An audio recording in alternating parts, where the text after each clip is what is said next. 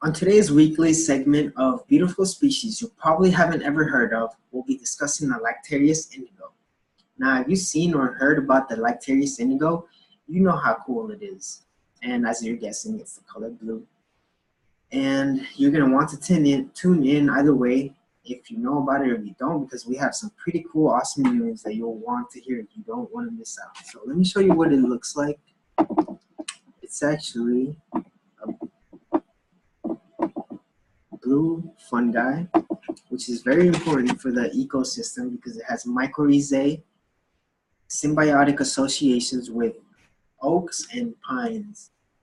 Now, if you look at the gills, that's where the basidia is located, which we'll talk about later during its life cycle. And gills are very neatly and organized and very delicate, and it's blue, which is why it's really cool. Here's another picture. And one of the cool things about it is that when you cut through the gills, blue milk actually oozes out of the fungi. And so blue milk oozing out, blue fungi, how cooler can it get? We'll actually find out that it's actually completely edible. So it's safe to eat. And there aren't really many blue foods out there that you can get your hands on, and this is definitely one of them. And here's another picture of, you can see how good it actually eats. I mean, why wouldn't you want to, right? The taste actually is a little mild to acidic, but if you combine it, one way you can get it into your plate is by mixing it in with scrambled eggs. That'll turn your eggs green. Pretty cool way to eat them. So geographic distribution.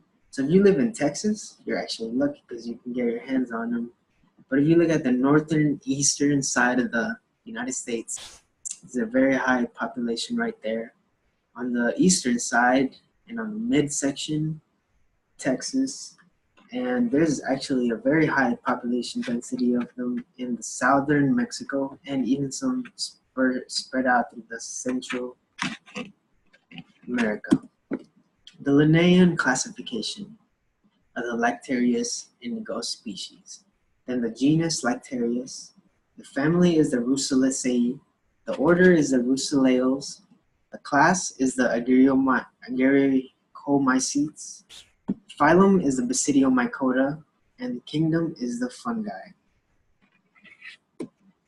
Looking at the fungi phylogenetic tree, the top consists of the chytrids, which leads to Chytridium, Zygomycetes, Glomeromycetes, Ascomycetes, and Basidiomycetes. This is where the Lactarius indigo is located.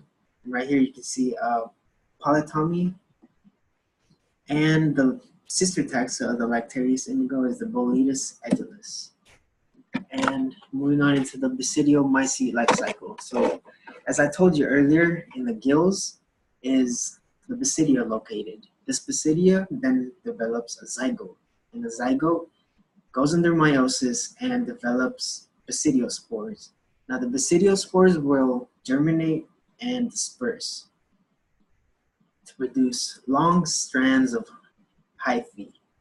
The hyphae composes the primary mycelium, and there's two types of hyphae, positive and negative, that will ultimately end up to fuse together.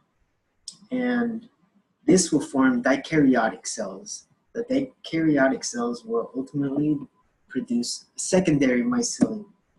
And within the secondary mycelium, it will develop into a basidiocarp, which is the mushroom form of the Lactarius indigo as we all know it. Blue milk, we all mentioned it, you can eat it. And then in the gills is the basidia, and then the cycle repeats again and again. Here's a page of the works cited. And that is it for today's segment. Thank you.